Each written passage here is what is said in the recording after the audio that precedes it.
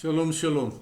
This video is about the Gospel of John chapter 7, verses 37 to 44. It's about prayers of recognition that Yeshua is the Messiah. And this is the first of three prayers in this passage, John 7, verse 37 to 44. I'll read the text for you. And on the last and greatest day of the Sukkot festival, Yeshua stood up and cried out loudly, "If anyone is thirsty, let him come to me and drink. Whoever believes in me, as the scripture says, out of his innermost being will flow rivers of living water." Now, and this is a gloss. It should not even be in the text. I don't know why the translators keep on putting it back in. The gloss is, now he said this about the Ruach, whom those who trusted in him were going to receive, for the Ruach was not given yet, since Yeshua was not yet glorified. So that's the Ruach. We can actually take it out.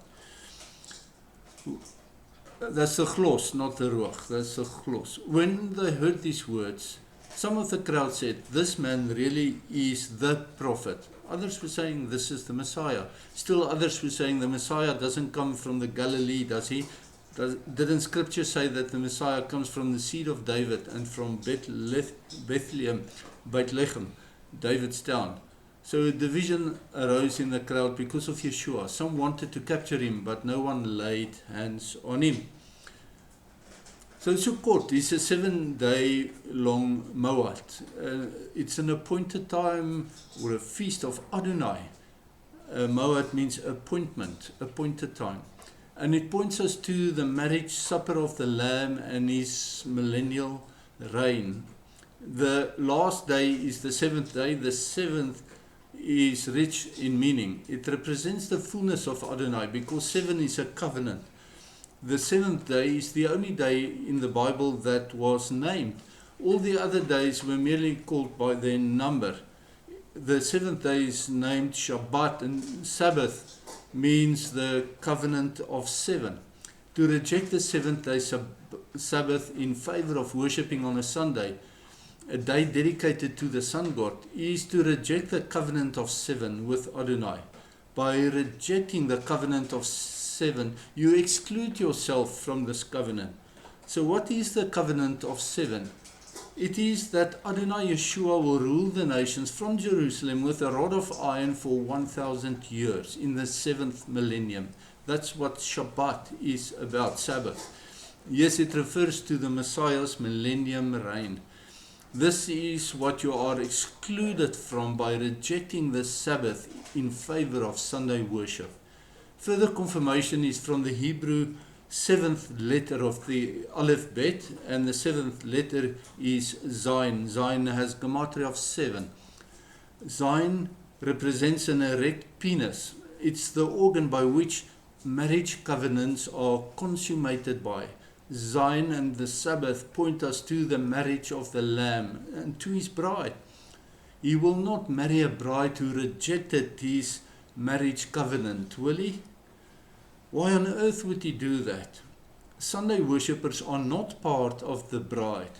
They will be rejected into outer darkness. Yeshua's cry, "Whoever believes in me," as the scripture says, out of his innermost being will flow rivers of living water. It's an application quotation from Isaiah 44 verse 3, Isaiah 55 verse 1, and Isaiah 58 verse 11. Also Zechariah 14 verse 8, and all of Ezekiel chapter 47. And all these prophetic texts have millennium implications. The first of the three prayers we'll consider is that some of the crowd testified in prayer that this man, meaning Yeshua, really is the prophet. What prophet? The prophet like Moses, that was promised to Israel in Deuteronomy 18 verse 15. We read in Deuteronomy 34:10 that Israel was still waiting for this promise to be fulfilled. Some of the crowd correctly recognized its fulfillment on the great 7th day of Sukkot. And of course, its final fulfillment still lies in our future, waiting for Yeshua's return.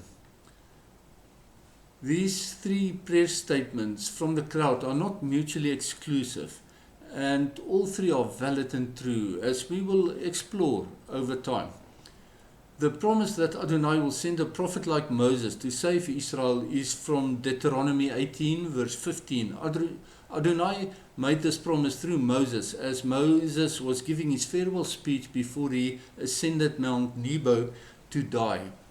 In fact, Yeshua is the greater and Moses is the lesser, so that we rightfully say that Moses was a prototype of Messiah rather than the other way around.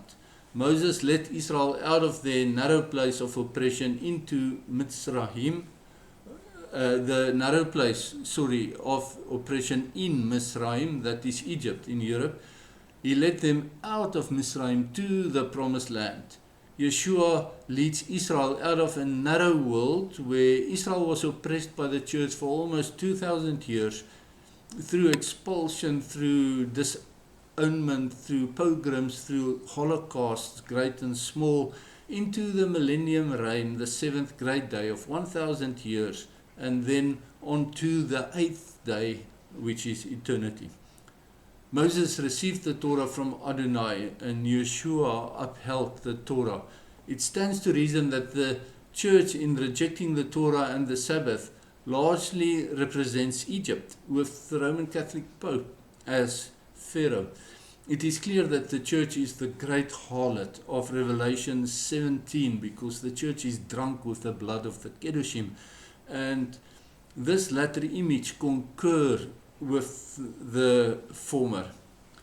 So is there any hope for Gentile believers? Yes. Through our faith in the Jewish Messiah and our return to the roots of our faith, we are adopted into Abraham's family, or if you like New Testament language, we are grafted in onto the family tree of Abraham. In this manner, Gentile believers are saved. Beware of the lies of replacement theology. There is no truth in that. And with that, I bid you shalom, shalom.